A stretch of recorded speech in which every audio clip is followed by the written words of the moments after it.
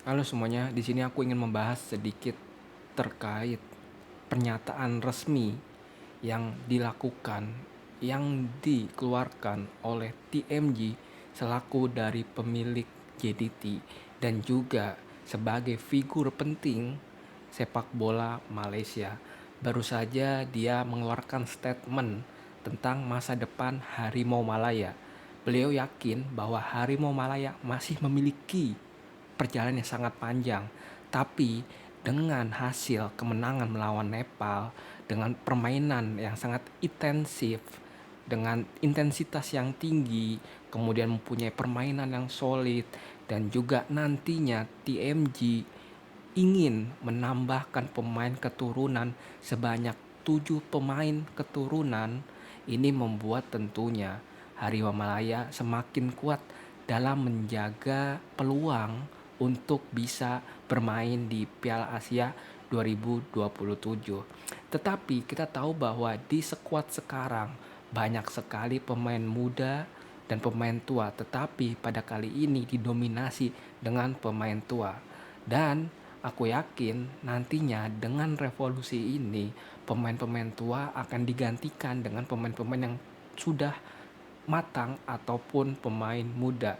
Dan di sini aku ingin membahas terkait pemain mana yang akan digantikan dan juga mereka atau pemain muda yang akan bersinar.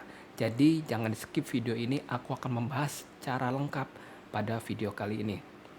Yang pertama, aku ingin menganalisis dulu statement dari TMG tentunya tentang arah bukan kecepatan.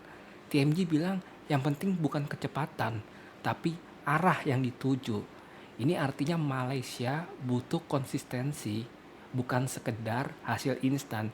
Kita tahu belakangan ini Malaysia memiliki atau menginginkan hasil yang instan dengan merekrut pemain-pemain naturalisasi yang sudah bermain selama 5 tahun di Malaysia. Tetapi menurutku ini tidak salah dan tidak juga benar. Karena apa? Karena ini menghasilkan kualitas yang instan dan tidak memiliki jangka panjang. Lalu kita lihat bahwa semalam permainan dari Peter Cechomowski ini berbuahkan hasil walaupun baru sebentar. Yang terutama yang aku bahas yaitu terorganisasinya permainan, kemudian juga pressing tinggi dan mental lebih kuat. Aku nggak tahu kenapa mental pemain Malaysia lebih kuat, mungkin karena lawannya Nepal atau apa. Tapi yang paling penting adalah nantinya di pertandingan selanjutnya di kualifikasi Piala Asia akan menghadapkan tantangan yang sangat besar dan juga pastinya tentang regenerasi beberapa pemain kunci yang nantinya akan bermain yang sudah tua pasti akan diganti dengan pemain-pemain yang baru.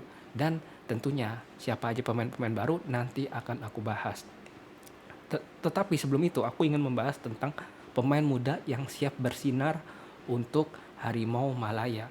Kita tahu bahwa yang pertama yang sangat kita tunggu-tunggu yaitu peranan atau kontribusi dari Arif Aiman, yaitu pemain dari JDT. Dia memiliki kreativitas di lini serang dan sudah tentu ya tidak diragukan lagi dengan kontribusi yang dia miliki. Kemudian yang kedua yaitu mungkin orang lain bisa setuju sama aku atau tidak, tetapi aku lebih mengharapkan yang kedua adalah Lukman Hakim.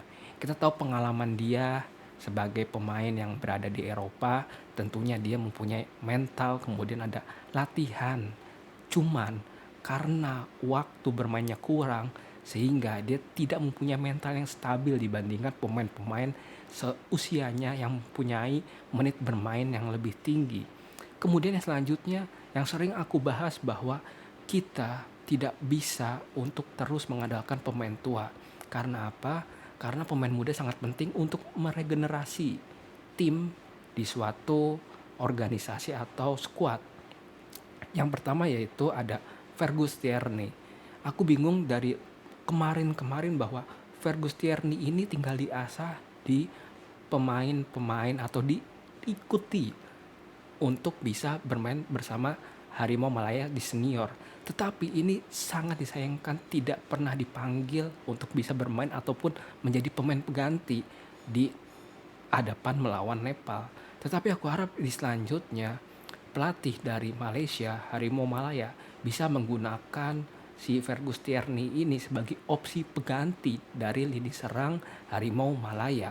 Karena Fergus Tierney ini mempunyai kekuatan fisik dan juga cepat. Oleh karena itu sangat berguna nantinya dibandingkan tetap mengandalkan pemain-pemain yang sudah tua di lini depan. Kemudian juga tentunya ya dari yang pemain-pemain aku sebutin tadi, Fergus Tierney, Arif Aiman, kemudian ada Lukman Hakim, itu dia mempunyai potensi untuk bisa lebih berkembang lagi di 2 atau 3 tahun ke depan. Oleh karena itu walaupun kita tahu ini regenerasi, tapi kita jangan mencoba untuk setengah-setengah. Kita harus memberikan regenerasi ini 100%. Oleh karena itu merupakan saran dari aku untuk Harimau Malaya khususnya. Kemudian tentang tantangan dan solusi. Tapi tentunya ya regenerasi ini tidaklah mudah. Masalah utama adalah kedalaman skuad dan mentalitas. Tentunya pemain muda butuh bimbingan dari senior. Seperti yang kita tahu bahwa Arif Aiman masih butuh banget. Terusan juga Fergus Tierney di depan juga masih butuh banget pemain-pemain senior. Dan masih banyak lainnya pemain-pemain muda kayak Noalen juga membutuhkan sosok senior seperti Nakso Insa. Dan harus bisa untuk pemain-pemain senior ini menurunkan atau mengajarkan pemain-pemain muda ini untuk bisa meningkatkan mental dia dan pengalaman bermain mereka di lapangan.